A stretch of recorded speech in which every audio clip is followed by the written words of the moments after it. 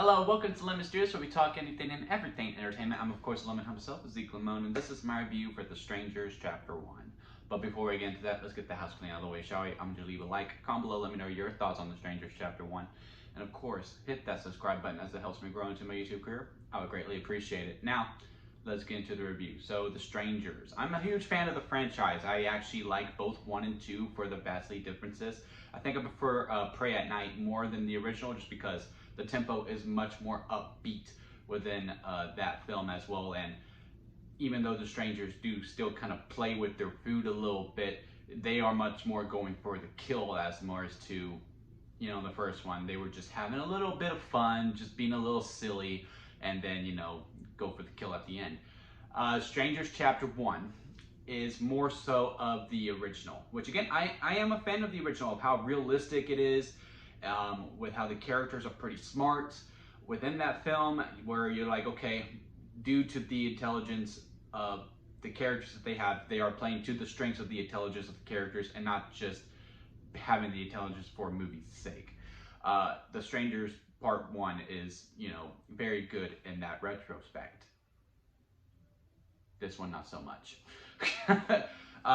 It also doesn't help that this is only a part 1 of 3, and I thought that this was going to struggle a little bit because in the theater that I had,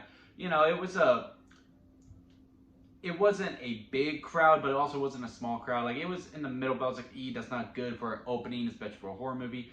We probably won't get all 3 of these movies. Then I saw how cheap it was to make this sucker, and I was like, yeah, no, we getting them. We getting them, which is good because I do think in some ways that you can't really judge this movie fully on just chapter 1. Like, you gotta wait for all 3. I will say the marketing is very, very misleading though. If you saw the trailer, because you're like, see how the strangers became the strangers, which really makes it seem like it's a prequel. It's not. If anything, it's a reboot. But like, they're dealing with all these fancy cars and all that, and with the first one taking place in 2008, there was just no way that this was going to be a prequel. Also, these characters, they kind of deserve it. And that's not because they're mean. They're actually really good people. They mean well, I would say. It's this couple that's on their 5-year anniversary. May and I do not remember the boyfriend's name, but the main girl is May because, the boyfriend screams it like 20 times throughout the film. They're on this day 3 of their 5-year anniversary trip, which is a very sweet thing. They stop by in this small town to get some food, and I'm telling you, I do not know how you just don't walk out immediately, because it is red flag central all across this whole diner scene and everything afterwards. And yes, sure, there is some disagreements between the boyfriend and the girlfriend. Like, yeah, no, it's not that bad. No, it's pretty bad. There's some red flags here.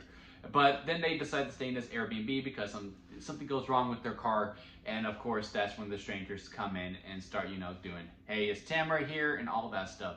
And another thing that really hurt with the marketing as well is that, if you're someone like me who goes to the movies every weekend, or you have a very good memory, when the movie's about to wrap up, because anytime there's a sense of tension, I'm like, well, this scene hasn't happened yet from the trailer, so I know something's gonna.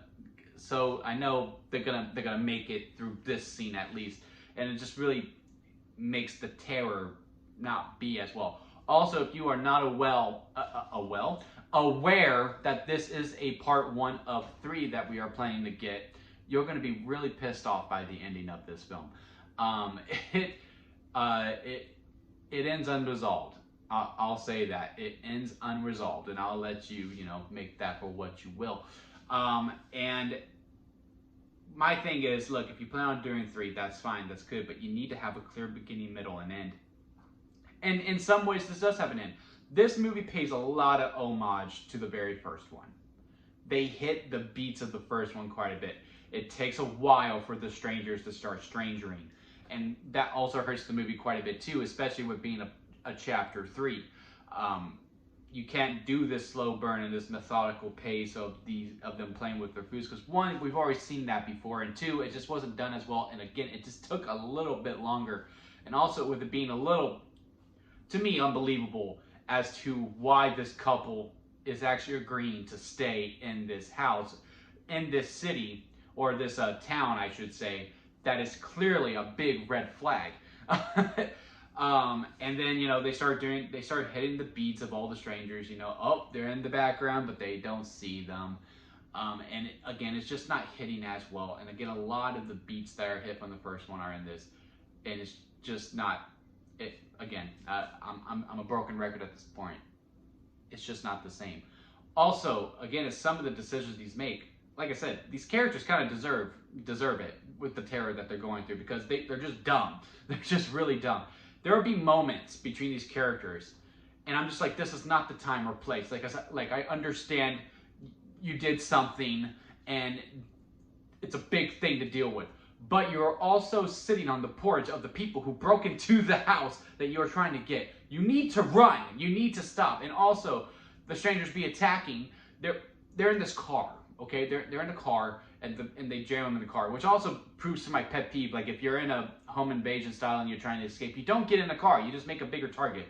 You stay running on foot, and you hope your stamina keeps you alive.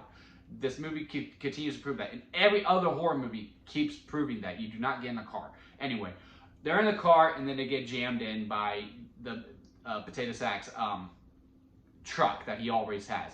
And they're having this moment of like, I'll never leave you. No, you gotta go. You gotta go. I love you. And then, you know, they finally break away, and he's like, oh, yeah, this gun I have, and tries to shoot. And he goes, oh, he's gone. Yeah, no shit, dumbass. Don't have a moment. Don't say, I love you. To be like, oh, my God, he's out of the car. My girlfriend's out of the car. Let me grab my gun that I have. It's so frustrating. And there's a bunch of more scenes that are like that, too. He has a inhaler problem. Not an inhaler problem. He has asthma or something within that realm. And he loses his inhaler, right? And he needs to get air. You know what he finds? A damn water bottle. And I'm sorry, at that point, you take your chances and you just hope that you can breathe through it. You're not going to crinkle up the water bottle and make it so loud, because you will be found. It's just a lot of dumb decisions like that. Base script, acting is fine. The girl who plays May, I heard she's in Riverdale, which was a very beloved show. I've never seen it. So this is my first introduction to her. She did great. She really carried the film. She did great. Yeah, I can't recommend this movie.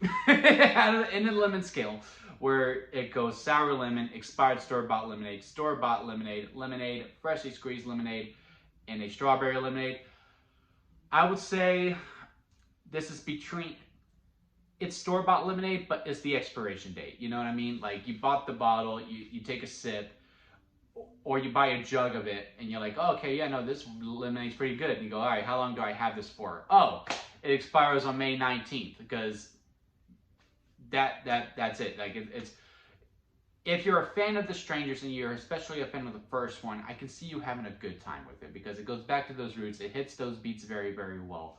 But if you're someone like me who's like, all right, I've been there, I've done that, they did good with it. It was not original, but, you know, it was much more executed back in the first one. Second one, okay, yeah, you got to make it more up-tempo, because we already know how these strangers work, and now here we are, we're back at part one. I am curious to see the other two, which is why I'm giving it a slight store-bought lemonade, even though it's more likely an expired store-bought lemonade, because I am interested to see how these next few chapters go.